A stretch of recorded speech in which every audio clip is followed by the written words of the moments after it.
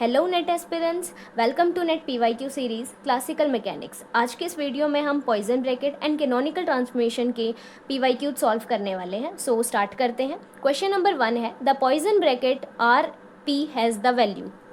सो ये हमें Poisson bracket बतानी है, magnitude of R and magnitude of P की क्या होगी। मैग्नीट्यूड ऑफ आर होता है square root of X square plus Y square plus Z square. Magnitude of P होता है square root of P X square plus P Y square plus P Z square. अब दो variables की Poisson bracket Q P की terms में हमें बतानी होती है, जो कि summation I equals to 1 to n del A upon del Q I del B upon del P I minus del A upon del P I del B by del Q I इसके equal आती है। सो यहाँ पे हमारे पास ए का काम are कर रहा है मैग्नीट्यूड ऑफ आर, और बी का काम मैग्नीट्यूड ऑफ पी कर रहा है। तो इसके लिए जब हम पॉइजन ब्रैकेट खोलेंगे तो वो कुछ ऐसे खुल जाएगी। ठीक है।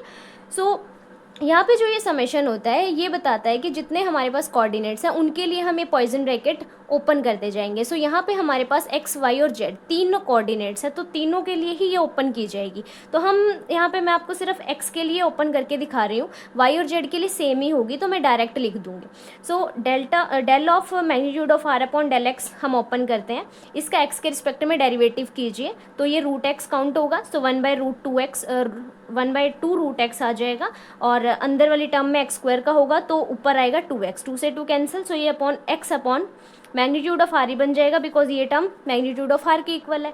और सिमिलरली हम पी के लिए निकालेंगे तो ये रूट एक्स काउंट होगा, डेरिवेटिव होगा इसका 1/2√x, और फिर पी एक्स स्क्वायर का होगा 2px, 2 से 2 कैंसिल, तो पी एक्स अपॉन ये भी magnitude of P he count होगा।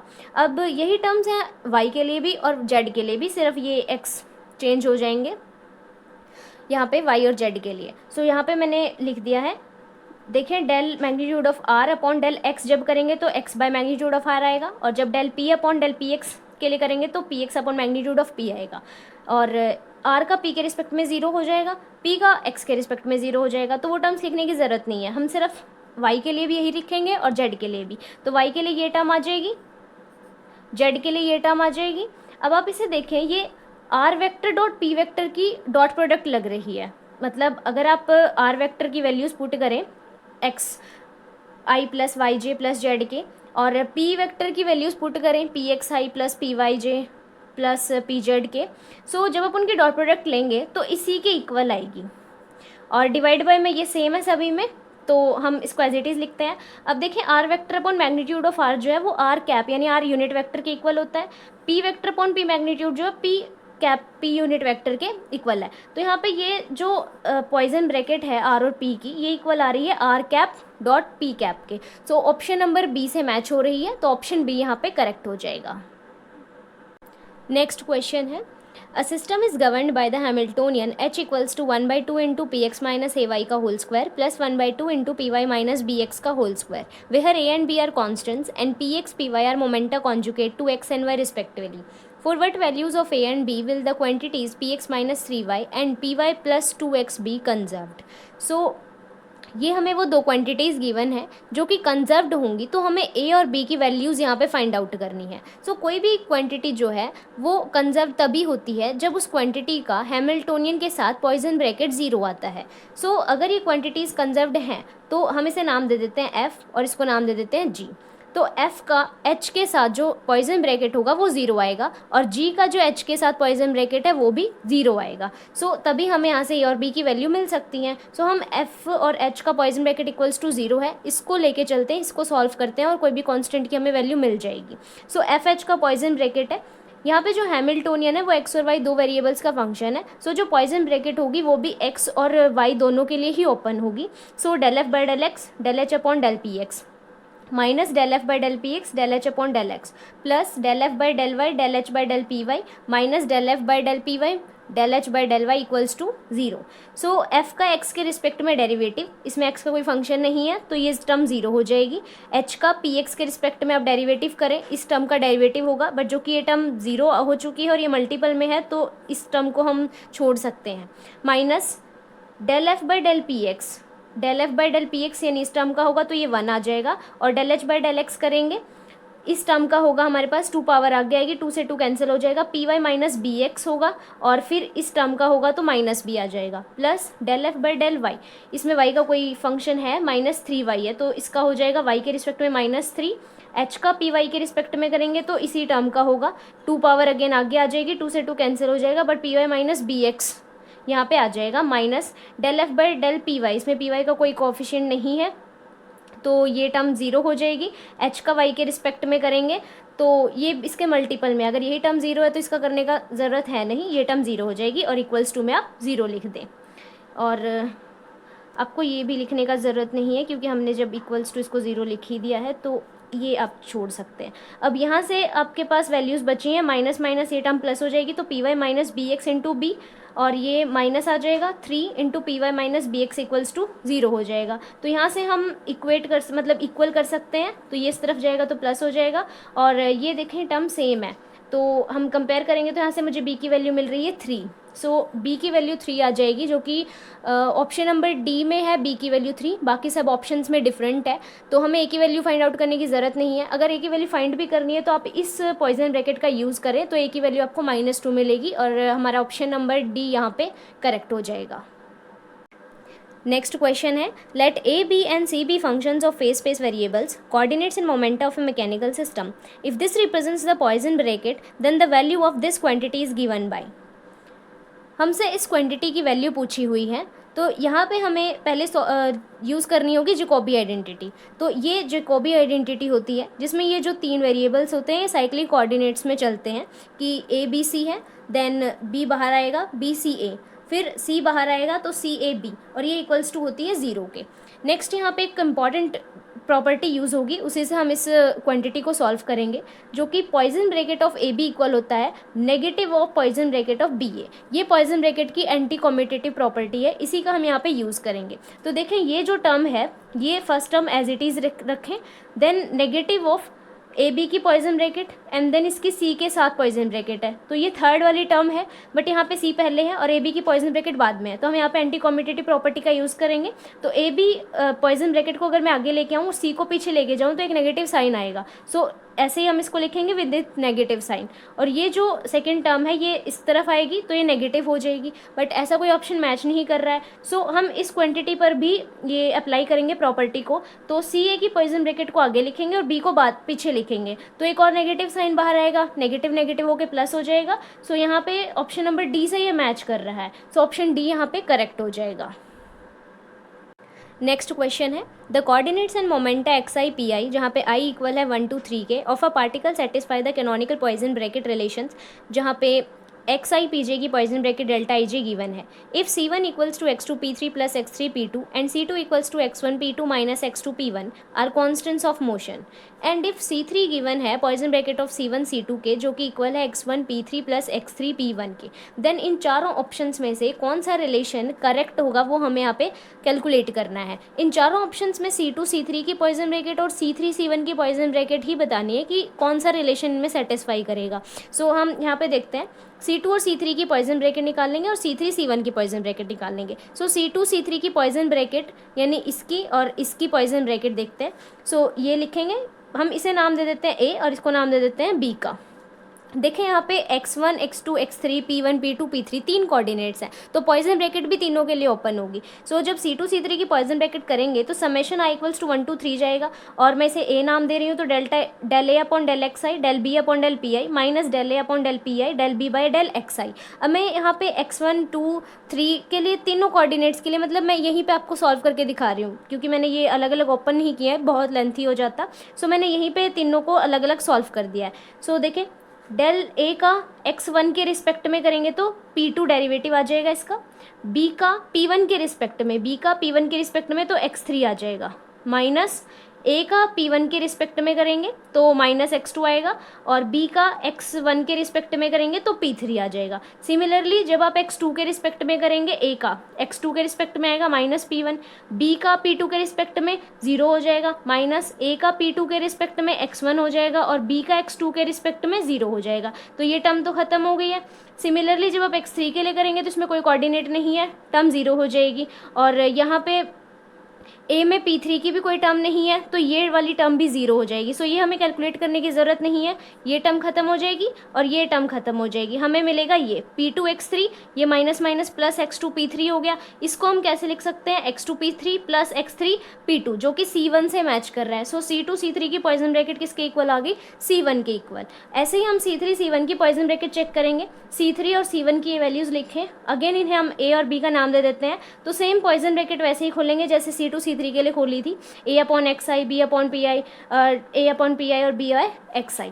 सो यहाँ पे भी हम x1 x2 x3 इन तीनों के लिए ओपन करेंगे, P1 P2 P3। तो यहाँ पे भी करते हैं सॉल्व इसको। A/x1, A का x1 के रिस्पेक्ट में है P3 हो जाएगा, B का P1 के रिस्पेक्ट में 0 हो जाएगा, माइनस A का P1 के रिस्पेक्ट में x3 हो जाएगा बट B का x1 के रिस्पेक्ट में 0 हो जाएगा, प्लस इसका A का करें आप x2 के रिस्पेक्ट में तो 0 हो जाएगा बट B का x2 के रिस्पेक्ट में x3 आएगा, ये वाली टर्म है सॉरी, x3 के रिस्पेक्ट में P2 आ जाएगा, सॉरी P2 के रिस्पेक्ट में x3 आ जाएगा, माइनस A का P2 के रिस्पेक्ट में 0 हो जाएगा, P का x2 के रिस्पेक्ट में P3 आ जाएगा। अब आप x3 के रिस्पेक्ट में करें तो A का x3 के रिस्पेक्ट में P1 आएगा, B का P3 के रिस्पेक्ट में x2 आ जाएगा, माइनस A का P3 के रिस्पेक्ट में x1 आ जाएगा, B का x3 के रिस्पेक्ट में P2 आ जाएगा। सो देखें इसमें से आप माइनस को कॉमन लीजिए तो हमें मिलेगा x1 P2 minus x2 P1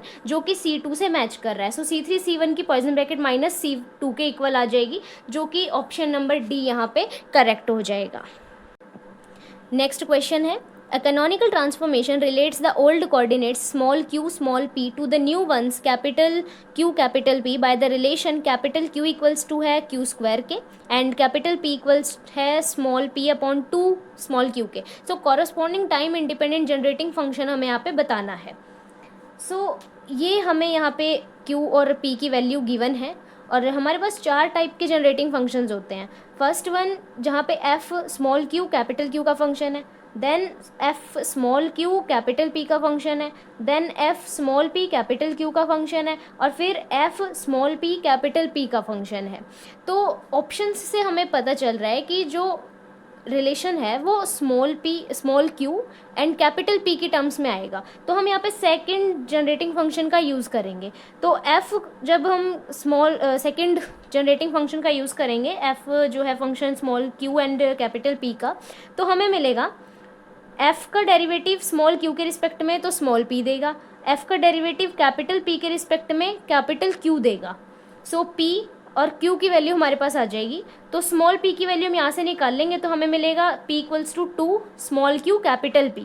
तो यहाँ पे पुट कीजिए, ये इक्वल होगा del f by del q के, और q की वैल्यू यहाँ से q स्क्वायर है तो डायरेक्ट पुट कीजिए, ये इक्वल होगा del f by del p के। अब आप इंटीग्रेट कीजिए क्योंकि हमें f निकालना है, f ही यहाँ पे जनरेटिंग फंक्शन है। तो जब आप इसे इंटीग्रेट करेंगे तो ये डेल q उधर जाएगा, यहाँ से मुझे सिर्फ f मिलेगा और इसका डेल q मतलब q के रिस्पेक्ट में इसका कितना हो जाएगा, क्यू स्क्वायर बाई 2 से 2 कैंसिल हो जाएगा तो f मिलेगा Q square p plus C1 एक कांस्टेंट ऐड होगा। यहाँ पे करेंगे हम इंटीग्रेट तो यहाँ से डेल p इधर चला जाएगा, इधर डेल f बचेगा तो हमें इधर से तो सिर्फ f मिलेगा जो कि यहाँ लिख दिया है, और यहाँ पे क्यू स्क्वायर है बट p के रिस्पेक्ट में हमें इंटीग्रेट करना है तो यहाँ पे हमें मिलेगा क्यू स्क्वायर p, तो Q square p plus C2 एक कांस्टेंट ऐड हो जाएगा। अब जनरेटिंग फंक्शन होता है कि हमारे पास ये दो टर्म्स आई हैं, इनमें से कॉमन टर्म जो होती है वही हमारे पास जनरेटिंग फंक्शन बनती है। तो f इक्वल्स टू हो जाएगा क्यू स्क्वायर p के, जो ऑप्शन बी से मैच हो रहा है। सो ऑप्शन बी यहाँ पे करेक्ट हो जाएगा। नेक्स्ट क्वेश्चन है, in a one-dimensional Hamiltonian system with position q and momentum p, consider the canonical transformation qp। दे रही है हमें capital Q equals to 1 by small p and capital P equals to small q small p का square, जहाँ पे capital Q and capital P new position and momentum है। Which one of the following options regarding the generating function is are correct. So हमें यहाँ पे generating function बताना है कि कौन सा करेक्ट होगा इस गिवन कैनोनिकल ट्रांसफॉर्मेशन के लिए। तो देखें हमें ये ट्रांसफॉर्मेशन गिवन है जो कि स्मॉल q स्मॉल p से कैपिटल Q कैपिटल P में जा रही है। सो हमें यहाँ पे जनरेटिंग फंक्शन बताने के लिए ऑप्शन चेक करना पड़ेगा। अगर हमें ऑप्शंस से मतलब कैपिटल Q और कैपिटल P की वैल्यू सेम मिल जाती है तो वही जनरेटिंग फंक्शन यहाँ पे करेक्ट हो जाएगा। सो यहाँ पे मैंने ऑप्शन ए को चेक किया हुआ है जो कि F1 है, small q and capital Q का फंक्शन है, ठीक है, और ये इक्वल है small Q upon capital Q के। तो स्मॉल क्यू का फंक्शन है तो मुझे स्मॉल पी मिलेगा, एंड स्मॉल कैपिटल क्यू का फंक्शन है तो कैपिटल पी मिलेगा। सो यहाँ पे f1 का डेरिवेटिव आप q के रिस्पेक्ट में करेंगे तो p मिलेगा, तो कीजिए इसका डेरिवेटिव। तो p कितना मिलेगा, del by del Q of small Q upon capital Q, Q के रिस्पेक्ट में कर रहे हैं तो 1/q आ जाएगा कैपिटल क्यू, और यहाँ से q की वैल्यू आ जाएगी 1/p। तो देखें फर्स्ट तो मैच हो गया है, अब कैपिटल p भी चेक कर लेते हैं। कैपिटल p इक्वल होता है minus del f1 by del Q के, मीन्स f1 का डेरिवेटिव कैपिटल क्यू के रिस्पेक्ट में बट विद नेगेटिव साइन, ये इक्वल होगा minus del by del capital q, f की value q by q put कीजिए। सो 1/q का derivative है तो माइनस 1/q स्क्वायर होगा, माइनस माइनस प्लस हो जाएगा, और ये small q by capital q का स्क्वायर हो जाएगा।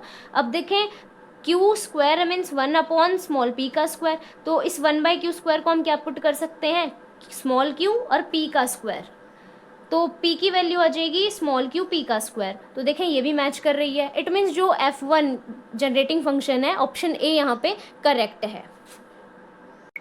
नेक्स्ट क्वेश्चन है द एक्सप्रेशन समेशन आई जे के इक्वल्स टू 1 to 3 अपसाइलन आई जे के पॉइजन ब्रैकेट एक्स आई की Poisson bracket P J L के साथ गिवन है, जहाँ पे अपसाइलन आई जे के लेवी-सिविटा सिंबल है, एंड एक्स पी एल जो है वो position, momentum and angular momentum दिए गए हैं, एंड ये जो टर्म है ए बी का पॉइजन ब्रैकेट मीन्स ये ए और बी की पॉइजन ब्रैकेट को रिप्रेजेंट कर रही है ये टर्म, सिंप्लीफाइज टू। सो हमें ये रिलेशन यहाँ पे गिवन है, लेवी-सिविटा सिंबल जो है एप्सिलॉन आई जे के वो इक्वल होता है 1 के जब ये आई जे के ऑर्डर साइक्लिक होता है, 0 होता है जब कोई भी दो इंडेसेस सेम आते हैं, और -1 होता है जब आई जे के नॉन साइक्लिक होते हैं, मीन्स ये ऑर्डर साइक्लिक नहीं होता तब। सो इस रिलेशन को सॉल्व करने के लिए हम एक स्टैंडर्ड रिलेशन यहाँ यूज़ करेंगे जो कि एल के पी जे की पॉइजन ब्रैकेट इक्वल होती है एप्सिलॉन के जे आई पी आई, ये नेक्स्ट टर्म ही आती है पी की। सो ये हमारे पास स्टैंडर्ड रिलेशन है, तो हमें इसकी टर्म चाहिए, मतलब ये टर्म हमें चाहिए है, तो इनको हमें चेंज करना पड़ेगा। सो यहाँ पे हम पॉइजन ब्रैकेट की एंटी कॉम्यूटेटिव प्रॉपर्टी को यूज़ करेंगे, पीजे को आगे और एलके को पीछे लिखेंगे तो इसके आगे एक नेगेटिव साइन आ जाएगा। सो ये टर्म कुछ ऐसे बन जाएगी। अब देखें ये के जे आई जो है ये नॉन साइक्लिक ऑर्डर में है, अगर मैं इसको साइक्लिक ऑर्डर में चेंज करूँगी तो यहाँ पे एक और नेगेटिव साइन आएगा, मीन्स अगर मैं एप्सिलॉन आई जे के लिखना चाहूँ तो एक और मुझे नेगेटिव साइन इंट्रोड्यूस करना पड़ेगा और उससे ये टर्म प्लस की हो जाएगी। तो अब ये जो वैल्यू है ये मेरे पास एप्सिलॉन आई जे के पी आई के इक्वल आ चुकी है, तो इसको यहाँ पे प्लेस करें तो हमारे पास ये कुछ इस टाइप का रिलेशन बन जाएगा, और जो कि एप्सिलॉन आई जे के यहाँ पे कांस्टेंट है 1 0 -1 दीज आर कांस्टेंट। सो इसको हम बाहर ले सकते हैं, तो बाहर जाके ये होल स्क्वायर बन जाएगा और अंदर एक्स आई पी आई की पॉइजन ब्रैकेट बचेगी। अब जो एक्स आई पी आई की पॉइजन ब्रैकेट है ये इक्वल होती है, मतलब एक्स आई पी जे की पॉइजन ब्रैकेट होती है डेल्टा आई जे के इक्वल, और ये 1 होती है जब आई और जे इक्वल होते हैं और 0 होती है जब आई जे के नॉट इक्वल होता है। सो यहाँ पे एक्स आई और पी आई मतलब जे भी यहाँ पे आई के इक्वल ही है, तो ये टर्म यहाँ पे 1 हो जाएगी। सो हमारे पास बचेगी सिर्फ ये वाली टर्म। अब देखें यहाँ पे जो एप्सिलॉन आई जे के इसका होल स्क्वायर है, तो यहाँ पे ये 1 के इक्वल होगा जब आई जे के तीनों डिफरेंट वैल्यूज़ होंगी, जो कि यहाँ पे स्क्वायर है, तो अगर मैं इन तीनों का नॉन ऑर्डर टर्म लूँ, मतलब जो साइक्लिक ऑर्डर में ना हो, तो वो -1 टर्म देगा, बट -1 का स्क्वायर करेंगे तो वो 1 ही बन जाएगा। तो यहाँ पे हमारे पास 3 पॉसिबल टर्म्स आएंगी आई जे के की 1 2 एंड 3। तो जो परम्यूटेशन अगर हम देखें 1 2 3 का, तो 3 का फैक्टोरियल मीन्स 6 आ जाएगा, मतलब 6 फैक्टर्स हमारे पास ऐसे होंगे जिनके लिए इसकी वैल्यू हमारे पास कितनी आएगी 1। तो आप उन सब का सम करेंगे तो हमें यहाँ पे 6 ही मिलेगा, तो आप ऐसे भी देख सकते हैं। और वो 6 फैक्टर्स ये होंगे 1 2 3 2 3 1 3 1 2 1 3 2 3 2 1 2 1 3। जब आप इन तीनों मतलब इन 6 फैक्टर्स को यहाँ प्लेस करेंगे, इन सब के लिए इसकी वैल्यू कितनी होगी 1 होगी, तो आप उन सबको ऐड कीजिए तो आंसर आपका 6 यहाँ पे आ जाएगा। सो ऑप्शन नंबर बी यहाँ पे करेक्ट हो जाएगा। नेक्स्ट क्वेश्चन है a mechanical system is described by the Hamiltonian H जो कि क्यू पी का फंक्शन है इक्वल है p²/2m + 1/2m ω² q² के। ये हार्मोनिक ऑसिलेटर का हैमिल्टोनियन हमें गिवन है as a result of the canonical transformation generated by f given है function small q and capital q का which is equals to minus capital q upon small q। So the Hamiltonian in the new coordinates capital q and momentum capital p becomes. मतलब हमें old variables में Hamiltonian given है और हमें new variables में find out करना है। तो देखें ये हमें हैमिल्टोनियन गिवन है और ये जनरेटिंग फंक्शन गिवन है small Q and capital Q function का। तो एफ का जब हम स्मॉल क्यू के रिस्पेक्ट में डेरिवेट करेंगे तो स्मॉल पी मिलेगा, और जब कैपिटल क्यू के रिस्पेक्ट में करेंगे तो माइनस ऑफ पी मिलेगा, बट हम पी लिखते हैं minus del F by del Q के। ये 4 टाइप के जनरेटिंग फंक्शंस होते हैं, इन्हीं से हमें small Q, small P, capital Q, capital P की डिफरेंट डिफरेंट वैल्यूज़ मिलती हैं, और वहीं से हमें पता चलता है कि कौन सी टर्म माइनस होगी, कौन सी प्लस में आएगी। सो यहाँ पे हमें ये जो फंक्शन गिवन है यहाँ से हमें स्मॉल पी और कैपिटल पी की वैल्यू मिल जाएगी। तो आप पी निकाल लें, एफ का स्मॉल क्यू के रिस्पेक्ट में डेरिवेट करेंगे तो ये आएगा -1/q², मतलब क्यू को अगर हम कांस्टेंट माने तो यहाँ पे माइनस माइनस प्लस हो जाएगा और ये capital Q by small Q का स्क्वायर बन जाएगी। अब स्मॉल पी देखें यहाँ पे है तो मुझे पी स्क्वायर करना पड़ेगा, मैं यही पी स्क्वायर कर रही हूँ, तो मुझे मिलेगा q² अपॉन q⁴। अब कैपिटल पी निकालते हैं जो कि minus del F by del capital Q के है, तो कैपिटल क्यू के रिस्पेक्ट में डेरिवेट करेंगे तो -1/q आएगा, माइनस माइनस प्लस तो ये 1/q ही रह जाएगा। अब देखें स्मॉल q की वैल्यू ये है और यहाँ पे ये q² है, तो मैं जब यहाँ से q² निकालूंगी तो q ऊपर जाएगा, q² करेंगे तो ये इक्वल हो जाएगा 1/p² के, और इसको ऊपर लेके जाएंगे तो p -2 आ जाएगी पावर। सो इनकी वैल्यूज़ आप इस हैमिल्टोनियन में प्लेस कीजिए, तो जब p की रखेंगे तो हमें मिलेगा h = capital q² upon 2m q⁴ plus 1/2 m omega square, और ये q² की डायरेक्ट वैल्यू है p -2। तो देखें q⁴ है, मतलब इसका एक बार और स्क्वायर करें, और 1/q⁴ है, तो मैंने 1/q⁴ को निकाल लिया है p⁴ मीन्स यही टर्म है, मतलब यहाँ पे q को नीचे ही रखना है, p यहाँ पे है तो p की पावर 4 हो जाएगा, तो इसकी पावर भी 4 होगी, तो q⁴ की वैल्यू हमें मिल जाएगी। सो p⁴ है, सो यहाँ पे हैमिल्टोनियन मिलेगा 1/2m q² p⁴ plus 1/2 m omega square p⁻², ये टर्म एज इट इज़, जो कि ऑप्शन डी से मैच कर रही है। सो ऑप्शन डी यहाँ पे करेक्ट हैमिल्टोनियन होगा इस गिवन सिस्टम का। नेक्स्ट क्वेश्चन है अ कैनोनिकल ट्रांसफॉर्मेशन, ये स्मॉल p स्मॉल q से कैपिटल P कैपिटल Q में जा रही है, is performed on the Hamiltonian h = p² / 2m plus m omega square q²/2 via the generating function f = 1/2 m omega q² cot q। If q at time t = 0 is equal to 0 given है, which one of the following graph shows systematically the dependence of qt on t। मतलब हमें चारों options में Q T coordinate versus time T का graph given है, और Q T coordinate हमें तभी मिल सकता है जब हम देखें क्यू जो है वो न्यू कोऑर्डिनेट है, मतलब ट्रांसफॉर्म किया गया कोऑर्डिनेट है, तो हमें जो हैमिल्टोनियन फाइंड करना होगा वो capital Q and capital P की टर्म्स में फाइंड करना होगा, means new Hamiltonian find out करना होगा, और उससे हमें हैमिल्टन्स इक्वेशन ऑफ मोशन मिलेंगी q⁻p⁻, तो वहाँ से हमें q⁻, यानी q की वैल्यू मिलेगी qt की, बिकॉज q⁻ आएगा, q⁻ को आप इंटीग्रेट करेंगे देन आपको qt मिल जाएगा। सो ये हमें हैमिल्टोनियन गिवन है, और ये हमें जनरेटिंग फंक्शन गिवन है जो कि small Q and capital q का फंक्शन है। तो स्मॉल क्यू का फंक्शन है तो एफ का क्यू के रिस्पेक्ट में करेंगे स्मॉल पी मिल जाएगा, तो डेरिवेटिव करने पे 2 पावर आ जाएगी, 2 से 2 कैंसिल, और ये M omega Q cot Q के इक्वल आएगा। अब आप कैपिटल पी निकालें जो कि minus del F by del capital Q आएगा, तो देखें 1/2 m ओमेगा q², ये as it is cot Q का होता है derivative minus cosecant square theta, sorry यहाँ पे क्यू आएगा कोशिकेंट स्क्वायर क्यू, तो माइनस माइनस प्लस हो जाएगा और यहाँ पे सिर्फ कोशिकेंट स्क्वायर क्यू बच जाएगा। अब यहाँ से आप स्मॉल क्यू की वैल्यू निकाल लें, तो स्मॉल क्यू की वैल्यू जब निकाल लेंगे तो ये 2 ऊपर जाएगा, 2p अपॉन m ओमेगा, ये नीचे कोशिकेंट स्क्वायर क्यू बन जाएगा और ये इस पूरे का रूट हो जाएगा। और देखिए 1 अपॉन कोशिकेंट स्क्वायर क्यू होता है साइन स्क्वायर क्यू, और जब हम q² मतलब स्क्वायर हटाएंगे रूट लेंगे तो वो स्क्वायर कैंसिल हो जाएगा, तो ये बन जाएगा only √2p upon m omega and sine Q. अब इस स्मॉल क्यू की वैल्यू को आप यहाँ स्मॉल p में पुट कीजिए, कुछ इस टाइप से ये बन जाएगी ये टर्म। अब कोट क्यू होता है कोश क्यू बाय साइन क्यू, तो साइन क्यू से कैंसिल आउट, यहाँ पे सिर्फ कोश क्यू बचेगा, तो जो स्मॉल p है वो इक्वल हो जाएगा, एक ये भी रूट कैंसिल होगा हाफ टर्म, तो ये square root of 2p m omega and cos Q बच जाएगा।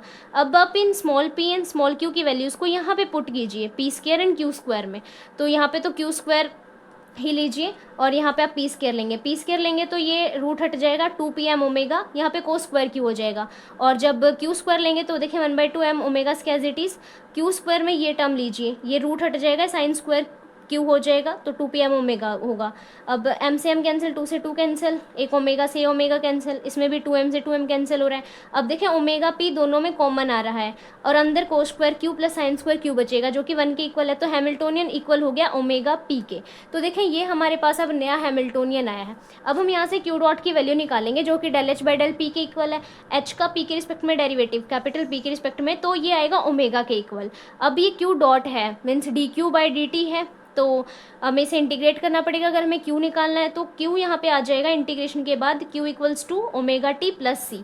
अब हमें एक कंडीशन गिवन थी, इनिशियल कंडीशन, जो कि q at zero equals to zero, ये गिवन है। तो जब टाइम टी जीरो है तो क्यू जीरो है, तो आप पुट करें यहाँ पे सी हमें जीरो मिलेगा, तो क्यू की वैल्यू आ जाएगी ओमेगा टी। तो यहाँ से आप देखें क्यू की डिपेंडेंस टी पे जो है वो लीनियरली है। सो यहाँ पे ये लीनियर ग्राफ हमें ऑप्शन डी में ही शो हो रहा है। सो ऑप्शन नंबर डी यहाँ पे करेक्ट।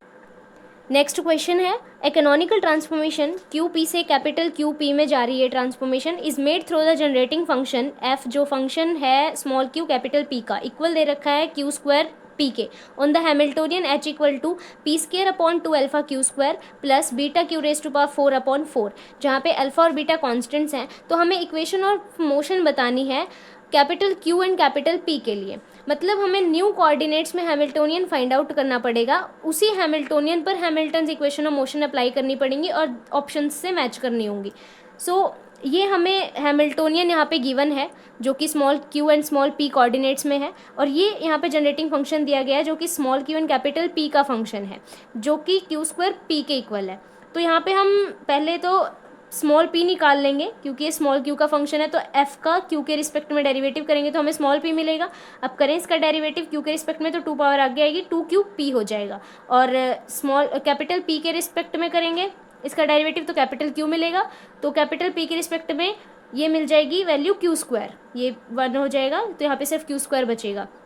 अब आप यहाँ से P और ये Q की वैल्यू फाइंड आउट कर लें इन दोनों से और यहाँ पे प्लेस कर दें, तभी हम इन्हें कैपिटल Q और कैपिटल P में कन्वर्ट कर पाएंगे। तो P स्क्वायर की वैल्यू निकाल लें, इसका स्क्वायर करें तो ये 4Q स्क्वायर P स्क्वायर हो जाएगा, 4Q square P square upon 2 alpha Q square plus beta by 4 as it is. यहाँ पे देखिए Q रेज टू पावर 4 है और Q स्क्वायर इक्वल है कैपिटल Q के, जब आप इसका एक बार और स्क्वायर लेंगे बोथ साइड तो यहाँ Q रेज टू पावर 4 हो जाएगा, यहाँ पे Q स्क्वायर, तो यहाँ पे आ जाएगा Q स्क्वायर। अब ये जो कैंसिल हो रहा है इसको कैंसिल कीजिए और हमें मिलेगा exact Hamiltonian 2 capital P square upon alpha plus beta capital Q square upon 4 के। तो यहाँ पे इस हैमिल्टोनियन पर हम अप्लाई करेंगे हैमिल्टन्स इक्वेशन ऑफ मोशन का। तो पहले हम क्यू डॉट निकालते हैं जो कि del H upon del P के इक्वल होगा, तो पी के रिस्पेक्ट में एच को डेरिवेट करें 2 पावर आगे आएगी 4p अपॉन अल्फा हो जाएगा, और जब पी डॉट निकालेंगे तो minus del H upon del Q होता है, तो क्यू के रिस्पेक्ट में डेरिवेटिव करेंगे तो 2 पावर आगे आएगी, तो ये -2/4 बीटा क्यू के इक्वल होगा, ये यहाँ 1/2 आ जाएगा और ये इक्वल होगा -1/2 बीटा क्यू के। देखें ऑप्शन नंबर ए में ही ये दोनों मैच कर रही हैं, सो ऑप्शन ए यहाँ पे करेक्ट हो जाएगा।